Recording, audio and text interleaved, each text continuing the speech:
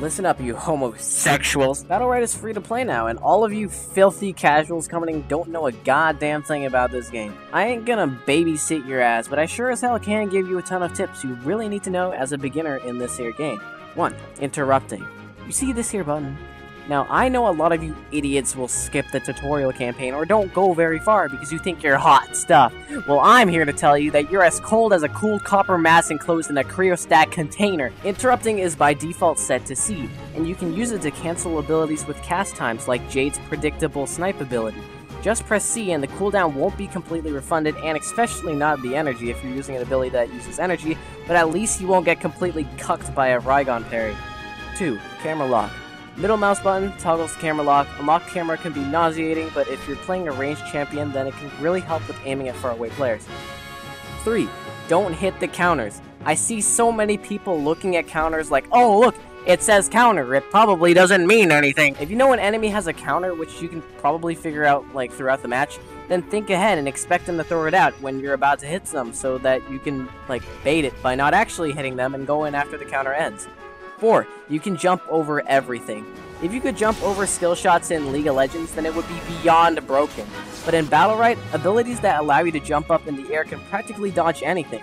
Yeah, Freya may have a counter, but she has 3 jumping abilities that can be used to dodge things if timed right, including her ult. 5. Counter doesn't counter everything. 6. You can interrupt counters, so don't stand there like an idiot trying to counter the uncounterable. They only counter projectiles or basic melee attacks. Does this look like a projectile to you? 7.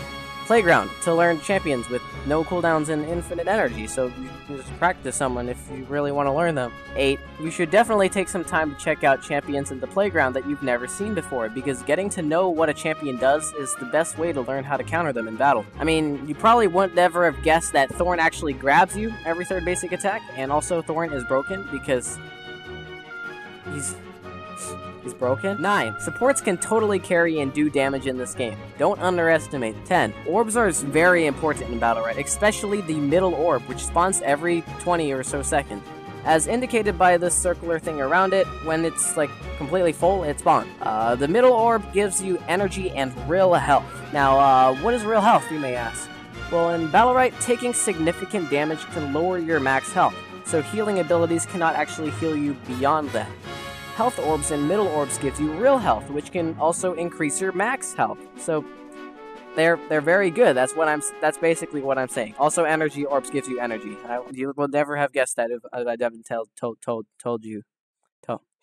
11. Push people into the death vortex. I mean, it does damage. So I mean, it would make sense to push your enemies into it, right? 12. Bullet time effect. The bullet time effect or frozen moment activates when a player dies. The screen slows down for all players, allowing for them to assess the situation at hand, so you should use this short time wisely in order to decide what to do next, like head for a health orb or something. 13. Death orbs. They drop when your stupid teammates die and gives you pretty much the same amount of energy they had when they died. It can help in making a comeback in an unfair situation, like giving you enough energy to use your ultimate. Also, it looks like a sperm. 14th is targeting. A lot of the time, you'll find damage dealers backed up with healers. By targeting the healer, the damage dealer loses his source of healing and will in turn die as well, hopefully, unless he outplays you all. In other matchups without healers, you're gonna have to decide who you want your team to target, or you can just fight whoever's in your way. But even if the enemy has 2 damage dealers or 2 tanks, or if you're playing 3v3s, 3 tanks, whatever, targeting the enemy team, or targeting the enemy that seems to be making the most impact or is like better than the others can also be a clever decision, so that you can gangbang the bad player later. Also, I almost forgot.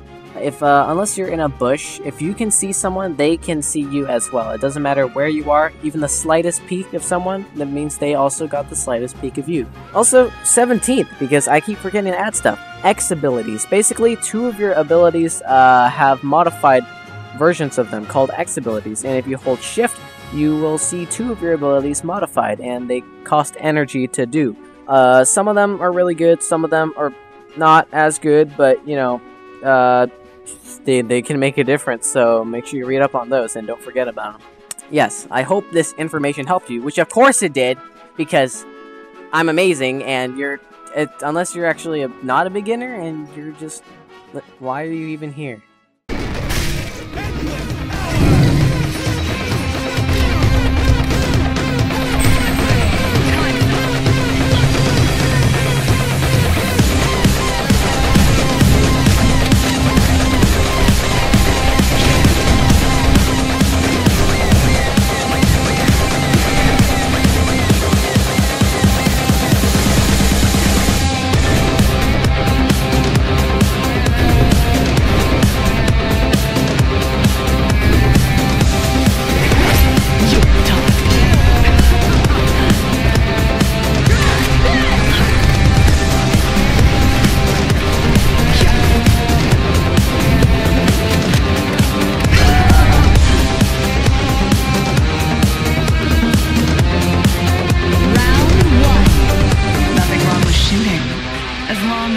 People get shot.